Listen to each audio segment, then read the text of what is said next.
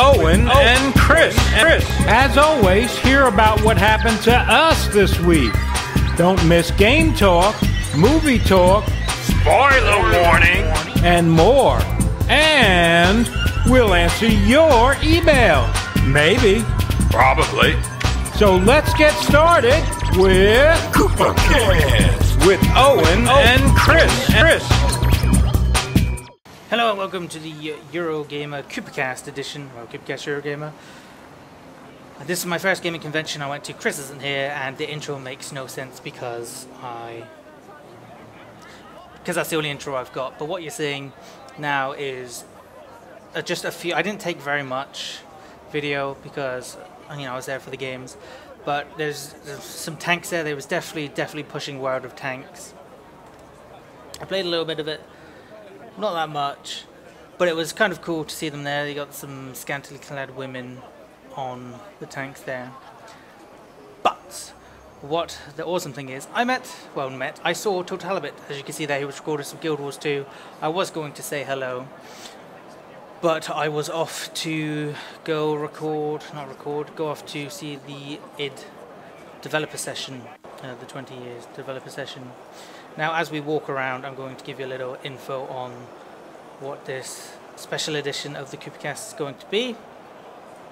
Like I said, it's going to be about Eurogamer, where I talk about the games that I played, my thoughts on them. I'm going to be talking about the developer sessions that I went to, and I'm also going to be talking about my sweet epic loot that I picked up.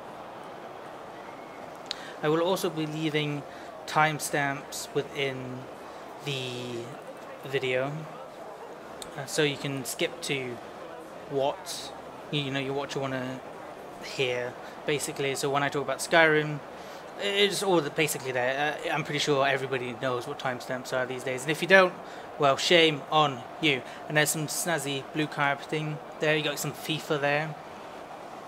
This will resume back to a normal podcast very shortly, but as we go through, I never got a chance to play that. I'm not sure what that was, but the gaming chairs were pretty epic. I mean, there was like a full simulator. This, like, you would go in this car seat. You'd be a little kid there playing some Fruit Ninja, some Batman Arkham Asylum over there, I believe. I never really did play any of the Nintendo stuff there, mainly because it didn't interest me. This was recorded on the Friday as well, so it was pretty darn busy. Turtle Beach, I don't know why Turtle Beach is there. So I don't know. There's Skyrim. Skyrim's over there. You're doing Skyrim. We're going to talk about you later. I tried to get some footage of Skyrim, but this camera for some reason was doing terrible at picking it. Just wipe it there. It's picking up. I don't know why, because I cleaned the lens before recording and just then, and it just doesn't pick it up. I don't know why. There's some Legend of Zelda for you, people who like Zelda. I've never played a Zelda game, so I can't really say that. I was too impressed by it. Sacrilege, I know, but that's what it is. Epic shot of Skyrim there. A bit of Sonic. Also to note that I don't show the whole entire convention because I was really tired at that point, and I just was like, oh god. So I don't show stuff like Guild Wars. But you saw Total Halibut playing it. So that's something. What game is this? I don't know. I think that's that's Counter-Strike, CS:GO. So what Counter-Strike Global Offensive. Very cool. Got to play it a little bit. Now, I'm going to say one thing straight away. Most of the demos that you would play at these events were done on console. Which I don't really mind that. PC gamer, obviously, I like to play on the PC preferably. But what annoyed me, which I'll go into detail with the games that I played that were on console, that shouldn't have been. Counter-Strike was one of them. I played that on the PS3. It's just like, why? Why? Okay, people who have played Counter-Strike and are interested in it, they are the people that have played it on the PC. So I don't know why you've put it on to the PS3, but we'll get into that later. So I think I'm going to cut the video now. We're going to go back to a normal podcast, so enjoy that. Okay, so when I first got into Eurogamer on the Thursday, I went straight to the over 18 section. Now, I went over there because I thought everybody's going to be over there. Obviously, people want to get away from the amount of children that were there. Yeah, I understand it. So I went over there straight away, and I got my hands on Saints Row 3. Now, Saints Row 3 is freaking epic. It was the only game in the entire convention that when I was playing, I was just speaking out loud to myself. I was like, what? It is insane. I was playing... I don't know where I was in the story or whatever, but I was just going through my weapon stash, and there's this like 5-foot dildo on a stick. It's called the Penetrator, and as you know, everything's better on a stick. So whack it to people to death with a dildo like you would do in GTA. That's great, but put it on a stick and you've got yourself a whole new level. Insane. Now, the whole idea really behind Saints Row from Saints Row 2 is the wackiness factor. And it's pretty over the top. You got personalized airstrikes. When I saw that, I was just like, holy shit. And I was in this gang warfare, so I just pulled out this little airstrike. Next thing I know, everything just got annihilated. Epic. Epic. It's insanely crazy. I was going around face planting old ladies to the concrete. Just run up, like face dog them or something, just bam. The combat is very fluid.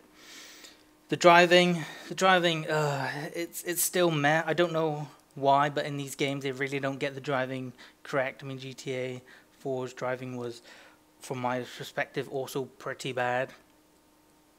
The driving in Saints Row 2 was also, it's very arcadey, which, is okay, but I don't think it really fit that well.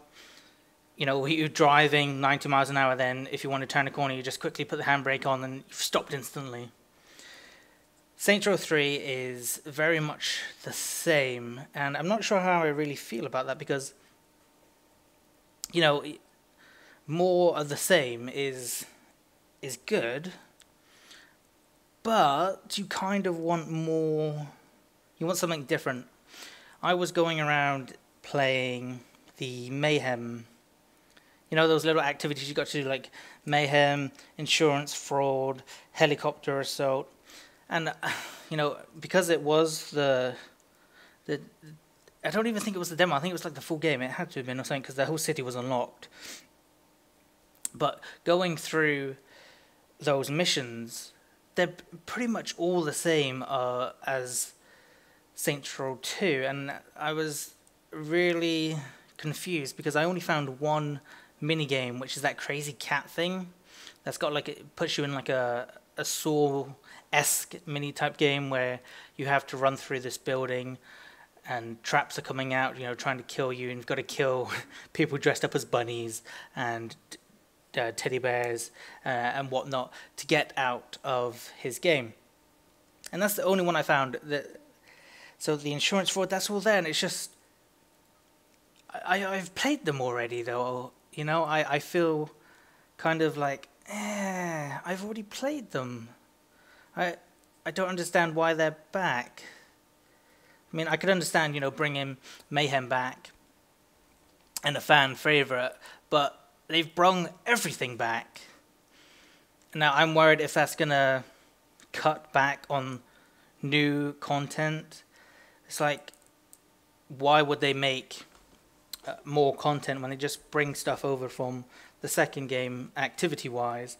So I'm a little hesitant on that because I do really enjoy the co-op with Saints Row 2 and just going around and spraying shit on walls or doing the Inferno, the Mayhem, the Fight Clubs, or whatever it was. But they brought back quite a lot. I was really hoping to see more new stuff, more originality from them.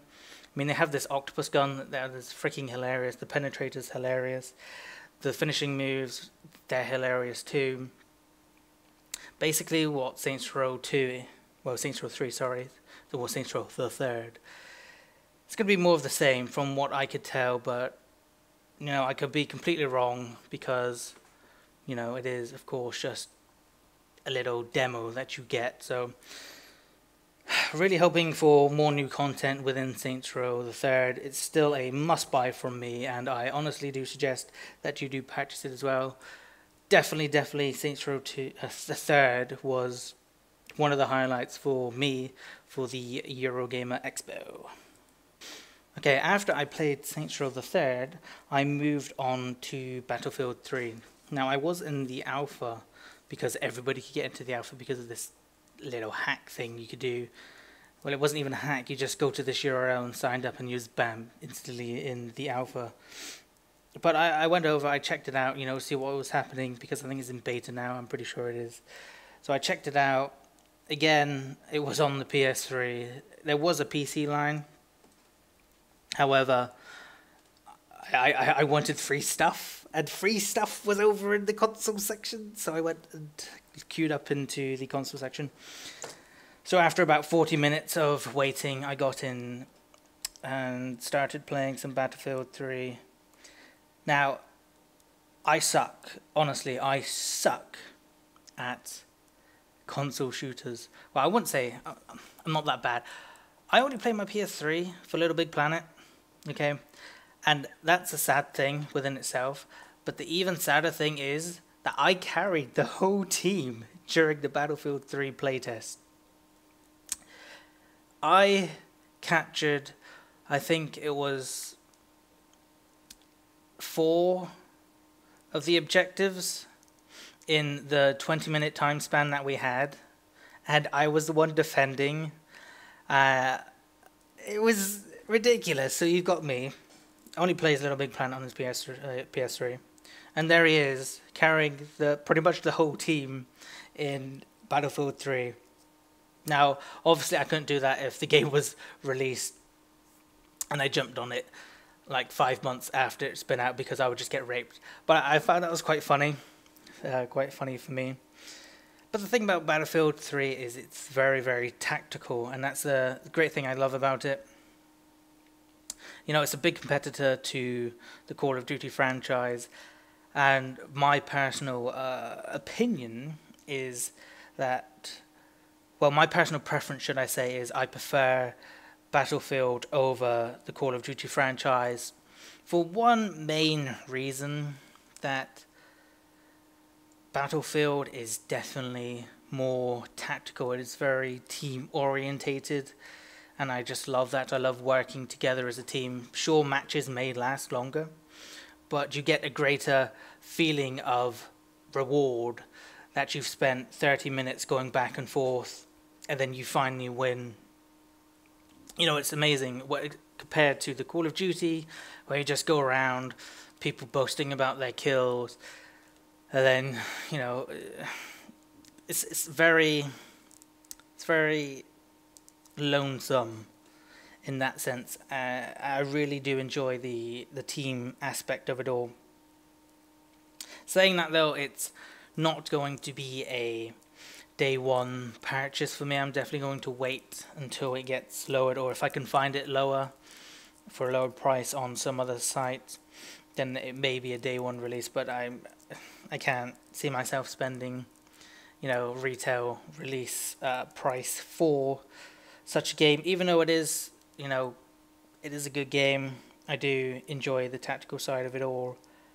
I just don't see myself playing enough of it to get my money's worth. But hey, what can I say more? It's a really good game, and if I was you, I would say definitely, if you're iffy on getting Battlefield or Modern Warfare, definitely I would say, if you like mindless, lonesome fun, go for the Call of Duty. If you like team-based tactical shooters, go for the Battlefield. And that's pretty much it, really. Good game.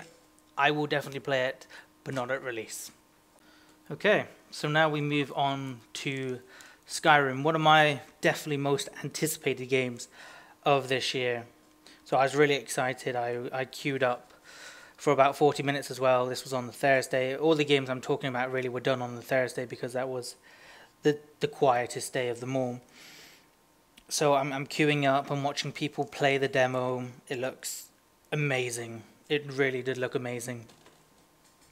So obviously when my time comes, sat down in front of the big ass TV that would make you go blind if you stared at it for more than like an hour.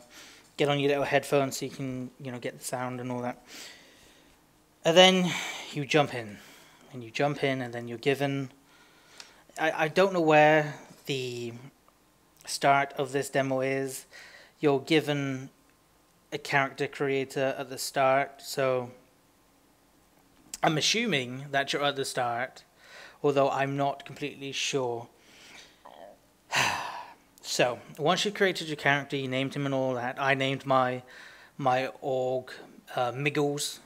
I like him to be called Miggles. I exited the little starting cave that you're in, and you're just, bam, you're out there. You're out this mountain, and there's just a vast landscape of trees and what have you out there, and you're just like, sorry, just go. The people the people moderating the Skyrim booth, they're just like, don't waste your time on the character creator, just accept and go. Accept, go, because you've only got 20 minutes to play it.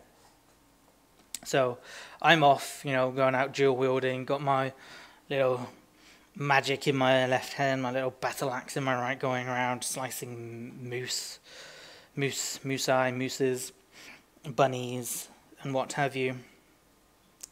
Now, this was played on the Xbox 360, and I'm going to go back to my earlier comment. The game looked amazing. I'm going to elaborate on that now. The game looked amazing from afar. When you're sat down in front of it, it looks terrible. Terrible. Absolutely terrible. Xbox, you're letting me down. So, there's a shit ton, basically. There's a shit ton of texture popping all over the place. You'll be walking, and then you would freeze for a second or two before the train loads, and then you would carry on. Now, Skyrim is a massive world.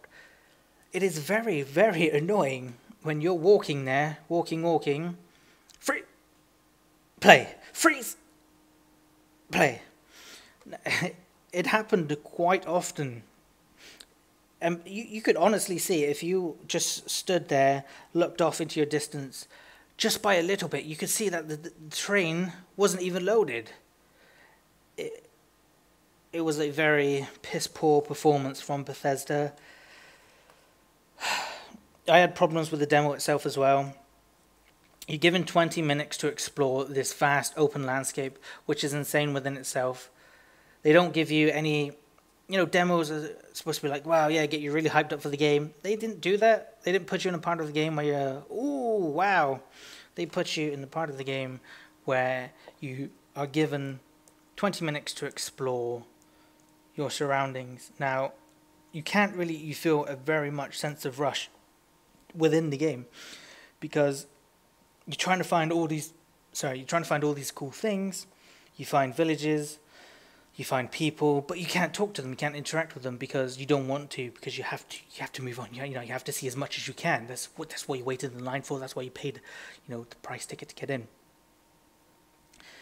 That is a big fail on Bethesda's part. Not only did it show the bad texture popping and freeze loading, but it also didn't really get you excited for the game.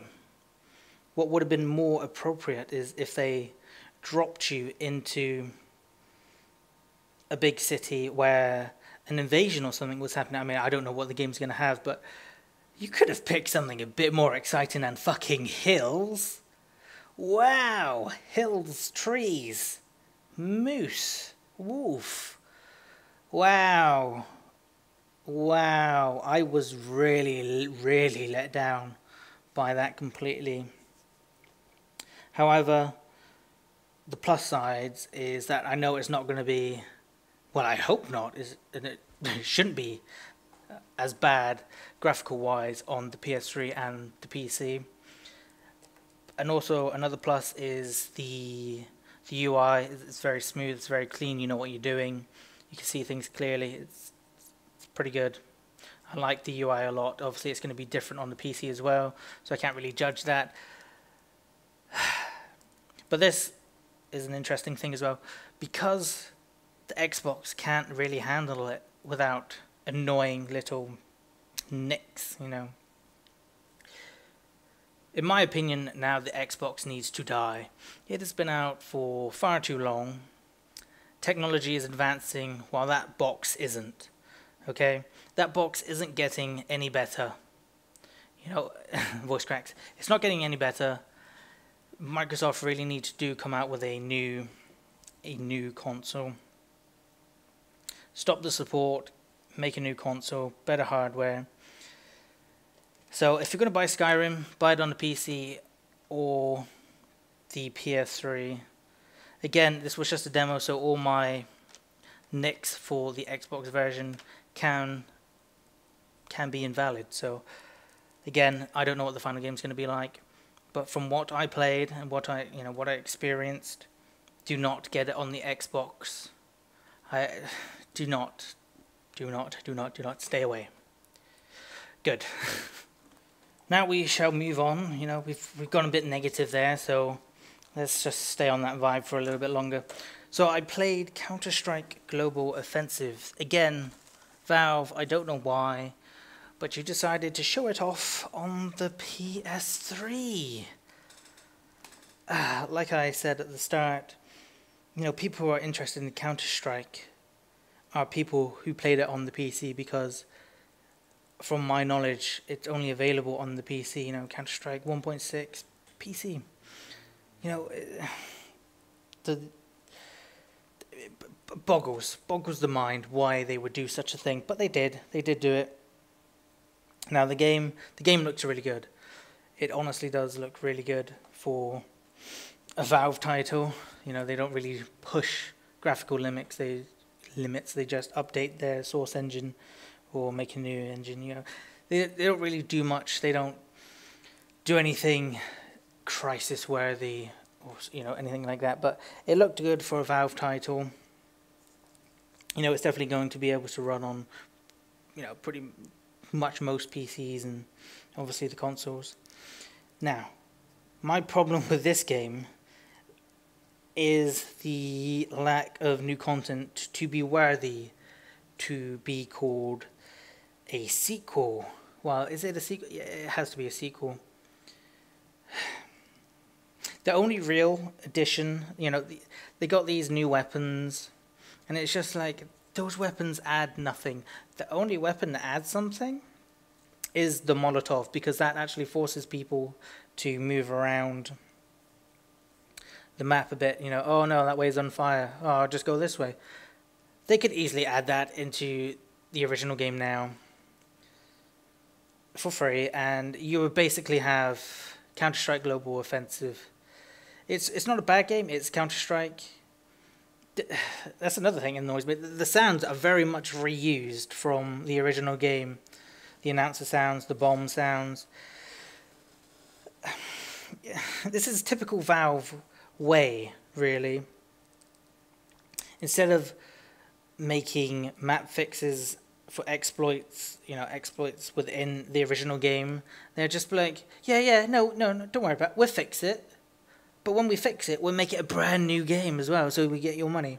And this is what they've done. They've changed a few maps around to address issues of players, you know, who don't like to be exploited. You know, they exploit the map.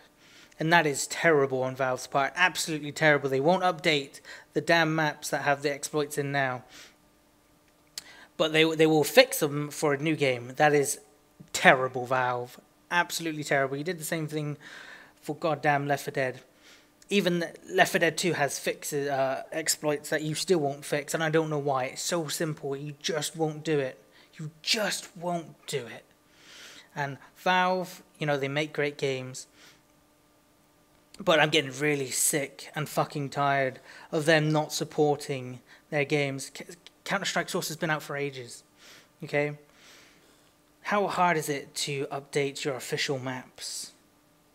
Ridiculous, Valve. Absolutely ridiculous. They're starting to do more for Left 4 Dead.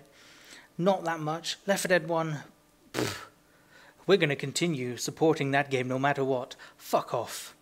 When was the last time you did a new... Valve really are starting to annoy me. And the thing is as well, because they're coming out with these so-called, new games, voice crack, new games with, Dota, which, it's great, new IP, well, I say a new game from them, that is actually completely different. It's not a sequel to a game that they made, but, that's great. I look forward to seeing people play it. I'm not really much of a Dota fan, but I'm happy that they're doing something new. But this really, I'm getting sick of Valve not supporting their base customers and just trying to expand to a greater market. Fix your shit. Counter-Strike Global Offensive's not even needed. It doesn't add much. Not at all. I've got a beta code, so I'm going to be playing some for the PC, which is what it's meant to be played on. I don't know why you put on a PS3 yet again, but you did. Annoying. Very, very annoying. So that's it, basically, for the Counter-Strike. Why? Terrible, Valve. Terrible. But the game's good. But that's only because they haven't fucked around with anything. They've just given it a graphical improvement over Counter-Strike Source. And Counter-Strike Source is a great game, so of course if you just slap on better graphics and add one new element that I truly believe changes the game just a little bit, then yeah, it's a good game. But it's only a good game because it's took so much from Counter-Strike Source, and that is shameful. It's very, very shameful. Shame on you, Valve. Shame on you. Okay, so now we move on to something more positive. Rage. I played a bit of Rage, and for the demo, well, I just walked up to an Xbox and started playing, so the previous person obviously took me into this, took the character into this underground dungeon, so I just picked up from there. So I can't really express my opinions on the outside world, but the mechanics and the gunplay is really, really very good. I enjoyed it. From what little I played, it was very good. Like I said, I was in the small condensed area, so I can't really give that much on it. But I'm super hyped for it. The weapon ammo types, they were very, very cool. The sound, that was pretty epic too, and the gunplay, like I said, was pretty badass. It's definitely nice to see id come back with a little bit of rage, and that's really all I can say about that much. That's all I can say about that. Like I said, haven't really played much of it, so I can't really give that much of an in-depth talk. But honestly, look out for Rage. If you are iffy about it, trust me. Wow, God, I shouldn't say that. From what I played, I have faith. And from what I saw with the developer conference, it looks pretty freaking amazing. So if you're on the edge, I wouldn't really worry about it. Definitely pre-order it if you can. Well, you don't have to pre-order, just get it any way you can, because it looks to be an amazing time. And that's really pretty much it for the big titles there. I played some smaller games like World of Tanks, which I found to be, it was okay, but I did miss a lot of stuff like Guild Wars 2, the Halo Anniversary, Dark Souls, Binary Down, Blackwater, Batman, Assassin's Creed, and I was planning to go and play them on the Friday, but I couldn't. There was just too much of a line, and I don't know if you know, most of you do, that I have a really bad back problem, so standing up for too long really does irritate my lower and upper back, so I couldn't really stand in queues for that long. So on the Friday, because I couldn't stand for, long, I decided to make it a developer conference day, which we're going to talk about now, some developer conferences. I'm sorry I didn't get to some of the stuff. I will say I did watch some things. Mass Effect 3 I saw, that looked amazing. I think I could put all my faith into that game, because from what I saw, it looks jizz-tastic. I would not give that one a miss if you're a fan of Mass Effect. Why am I saying that? If you're a fan of Mass Effect, of course you're going to buy it, because from what I saw, it looked freaking epic. I did want to play some Super Mario Land 3D. Didn't get a chance to, unfortunately. I also wanted to play some, Mario Kart 7. Didn't get a chance to play that either. But, I did well for my back. And, I got to play quite a few games. So, yes. Go me. Whoop, whoop. Okay, so now we move on to the developer sessions. And on the Thursday, I saw the Prey 2 by Human Head Developer Conference. Now, I heard a lot of hearsay about Prey 2, when it was first announced and the trailer came out. People were like, oh my god, how can this be a Prey title? It has nothing to do with Prey, herpaderpaderpader, blah blah blah blah blah. And, being the ignorant fool that I was, I couldn't be asked to look into it, so I was just like, oh, how could they? Willies to them. But I went along to their developer conference, and I can say that is all completely untrue. The main character from number 1, Tommy, he is in Prey 2. He is not a playable character, but he is definitely involved in Prey 2. So it is definitely a sequel. So basically the premise is that you're a bounty hunter. Well, in Prey 1, there's a plane that gets taken by the Avions. You're a federal marshal, you wake up, and you decide to become a bounty hunter on that planet. Now, they didn't show where Tommy comes into play on this, so I don't really know the story, but that's pretty much all I know on that front. But it looks really amazing.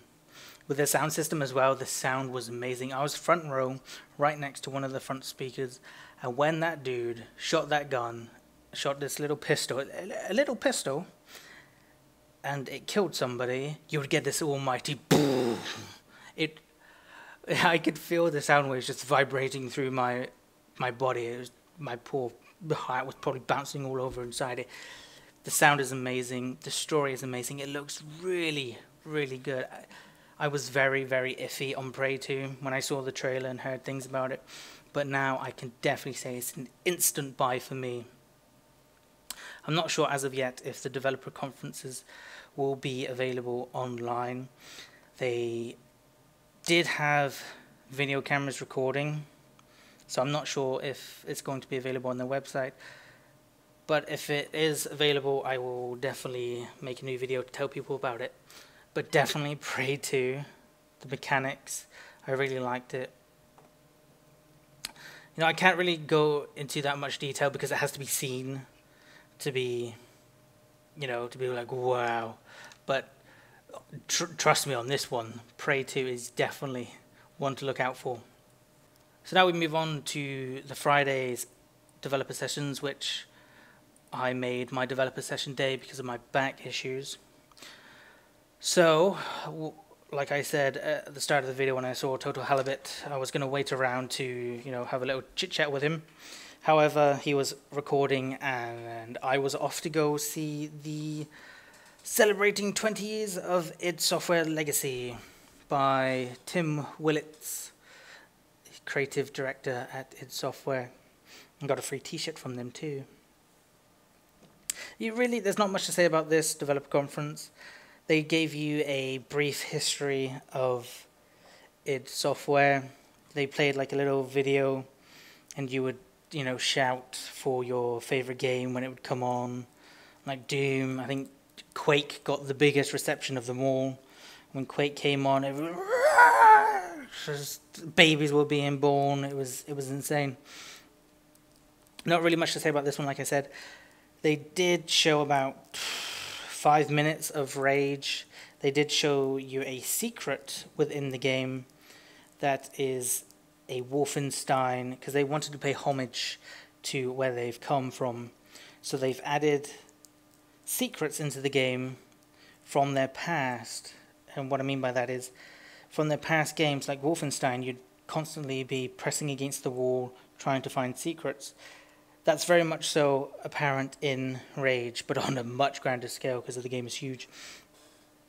So he showed all of us one at the start of the game where there's a Wolfenstein room. You go around pressing use on the wall, and the next thing you know, Wolfenstein textures, this Wolfenstein corridor there, it was epic. You pick up a golden goblet. However, they can't mention anything about Wolfenstein within the secret because they want it to be sold in Germany, which is weird. However, he did say there was a Quake and a Doom one as well.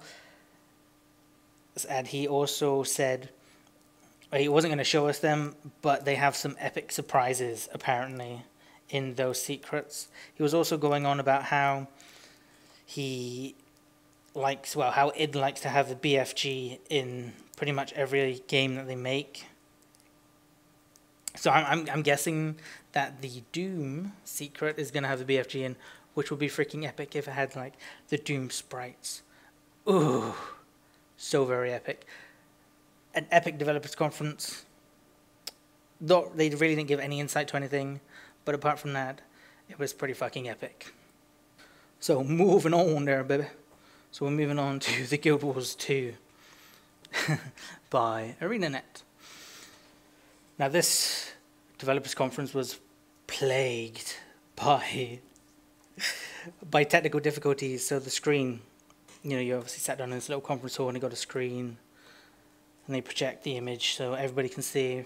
That kept going down, so we'd be there. It took, most of the developers conference there took 20 to 30 minutes. We were there for an hour. We were there for an hour while, the video feed kept going down, and then props to the man who was given the information about in Guild Wars, though, because every time the screen went down, he just went into so much detail just straight off the bat, and he just dove into more game mechanics. He really pulled it off extremely well, so props to that dude. I don't know who he was. I think, actually, at the start, Total Halibut is talking to that dude. Props to that, he's just amazing. He just played it off so well. The dude playing the game, however, he was pretty pissed off, voice crack, pretty pissed off about it as well, but it was epic. So when it did work, they said it's like in pre-alpha stage, so we still got a very long time to go, and it's insane that it was playable on the floor. But it looks really good. I can't say that I'm completely sold on Guild Wars yet, but from what I saw, it looks amazing. They're very, very heavy on storytelling, which is fantastic. They've made it definitely so it's not a traditional MMO, where you get a quest and you go and kill stuff. And then some people may come and kill still. They don't have any of that. They also emphasize, if you don't want to do it, you don't have to do it. So they said if you hate escort missions, never do one. If you want to focus more on your character's story, by all means, go do that. From level 1 to 10, with the choices that you make, he said there are 15 different branching storylines just from level 1 to 10. He also said that there's over 60 full-length feature movies worth of audio within the game, which blows your mind. So that's just insane as well. I'm really happy that they're going more story orientated with your character and not the world. Voice crack. Most MMOs, you know, they tell the story of the world, but not your character. They've definitely taken a different turn, and you're there. You're trying to find out your character's story, which I find amazing. I really look forward to that, and the branching storylines, that's epic too. Now they said that, well, it's like Rift with this feature. They have world events. I really sound weird when I say world. Yeah. So they have world events. I don't know if you can hear the neighbors hoovering upstairs. It's in Rift as well, but I have to say the Guild Wars is a bit more epic. Can you hear that? Because that is, like, annoying. What the hell is... Okay, I don't know. Well, it doesn't matter. And it looks pretty epic from what I saw. There was a dragon that freaking came out of the water and just started raping people with his dragon penis. Oh my god. So, I think Guild Wars 2 is definitely in safe hands on that part. They're definitely trying to take the MMO genre into a new light. I'm happy to see it go that way. I'm definitely pining for something new. It looks really good. It's very, very team orientated as well. You know, they want you to make friends. They want you to enjoy it. From what they make it seem, there's going to be little to no griefing, which would be amazing. And it's very much player choice as well, which is another amazing thing. Oh, it's going to be good. And it's going to... Oh, God, I'm going to buy it. It's going to be a first day release for me. And now we move on to the last developers session. Okie dokie. So the last developers session was of Hitman Absolution by Hakan Abak, lead producer at IO Interactive. Now, this dude honestly did not give you any insight into the game whatsoever. He just stood up, said his name, said, "I'm not going to be talking, I'm just going to be playing." And that's exactly what he did. So I can't really give you any comments on what, you know, he was going to say, any like inside information of that nature. But, you know, from what I saw, it's Hitman. I mean, it's very stealth orientated. Again, he was emphasizing on player choice. He said there was like 7 different ways to do, well, several different ways to do the first mission. And I'm thinking to myself, I bet there's 2. You can either do the sneaky or the violent approach. Now, you can't really mix and match the 2, so I don't really see much player choice, but he does emphasize that there is a lot of player choice. Obviously, I haven't got the full game. Can't really, you know, judge for myself, but from what I did see, it does look very atmospheric. The sound is great, the chatter is great, the idle chatter between people within the room is great. That's pretty much it. You know, it's just like Rage, really. I saw a little bit of the game. It looks good. It's not going to be a day one buy for me, though. I'm not sure if it is going to be a buy for me at all, just for the fact that I don't believe what he says, because he didn't show any of it off. If you're gonna emphasize that this is what your game is about, then show it. He didn't do any of that, so it was kind of a bad developers conference. The game looks okay. The sound is amazing. The idle chatter is amazing, and that's really pretty much all I got to say about that. So, thank you for listening to this far, or if you just use the timestamp, hello. This is the sweet loot that I got, so if you'd like to come back to the screen, if you have listened to this the whole way through, come back to the screen, and this is a picture of what I got. So firstly, the t-shirts. I got the ID 20th celebratory t-shirt that you can see there. It's pretty awesome. It's got Doom, Quake. You can see that it's got Rage, and it's an epic t-shirt. It's freaking epic. And you got the less so epic t-shirt of Prey 2. It's pretty cool.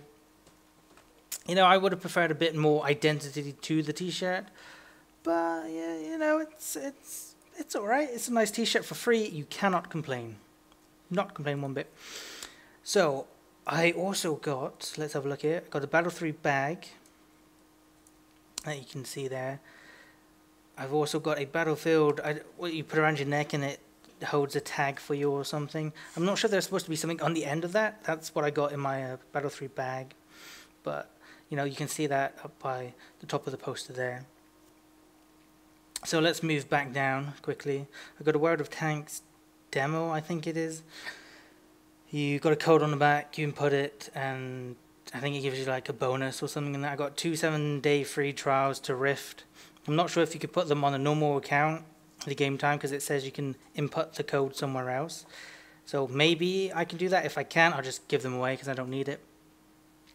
Up above them, there's Rage Avatar t-shirt items. I've already redeemed the man t-shirt, so if there's any Xbox users that have a female avatar lady and you want a Rage t-shirt, PM me. In fact, yeah, just PM me. First one to do it will get it. Now, realistically, it's going to go fast, I think, so, you know, don't really expect much. I may be getting a bit of flooding, but there will be an annotation on the screen, so if it's still available or not, which it probably won't by now, but if you want a free females Rage Avatar t-shirt, there you go. So going back down, we have the Tank Hunter with the, I don't know what you call them. It's not a necklace thing, is it? It's, I don't know what it is. But on that you have a, in fact, let me go get it because there's bonuses. Ow. Okay, so the World of Tanks. Okay, so for the demo thing, you get 1 day of premium, 350 gold, and a premium M22 low-cost tank in your garage. I've probably said that wrong. Now, the little badge thing tells you to register at the website, and it will give you a T2 LT tank. So I've got 2 unique tanks, I think, straight away. Now, if you look above the id t-shirt, you will see a tank, surprisingly. And under that tank is a piece of card. It says bonus inside. It says login, blah, blah, blah, blah, blah. This will give me 350 gold, 1 day of premium, and a PZKPFW38H735 bracket F tank. Okay, don't know what that is, but it's something. So basically with that, the card and the necklace thing I've got 2 days of premium, 700 gold, and 3 unique tanks, I think. So that's pretty cool. So above the tank card, the Tank Hunter is oh my god. It's an indie game. I spoke to the indie developer. He gave out some promo cards. It's Carbell's card game. It's got a unique gift voucher on the back. So I'm going to give that one a go. I mean, why the hell not? Above that is probably a pretty cool thing. I don't know if you can have a look at it. It says Counter-Strike on there. It's for the Counter-Strike Global Offensive Beta. On the back is obviously a code. The card is actually holographic, so it changes depending the way you look at it. It gives the look of a map now, and then if you change it, it gives you the look of the map with the new engine. It's pretty cool. Then above the Prey 2 t-shirt and the necklace thing, I don't know, we have a Track 2 Mania postcard thing, and above that we have a World of Tanks bag, and of course we have the Battlefield 3 poster that was in the thingy, my biggie. Now, if you notice the Deus Ex Human Collection at the bottom there, that ain't come with anything. I bought that. That's just in the picture. I don't know why it's in the picture, but it's in the picture. So that's pretty much it for this podcast. Thank you very much for listening. If you did listen to this far, I would have gone into much further detail about a few of the games, but I do like to keep a podcast under an hour, and I've come well under that. So if I knew that, I may have elaborated a bit more on some of the games. But like I said, thank you very much for listening to the CoopaCast Eurogamer edition. I have been Owen, and Chris isn't here. He probably would have said something like, I'm the pickle guy, guys. I'm the pickle guy. Oh yeah, what you want? Shut a fat up. Just like him. I could take over a shout, nobody would notice. Thank you very much for listening and watching some of the parts of the CoopaCast. Have a very nice rest of the weekend. Have a very lazy Sunday. And peace.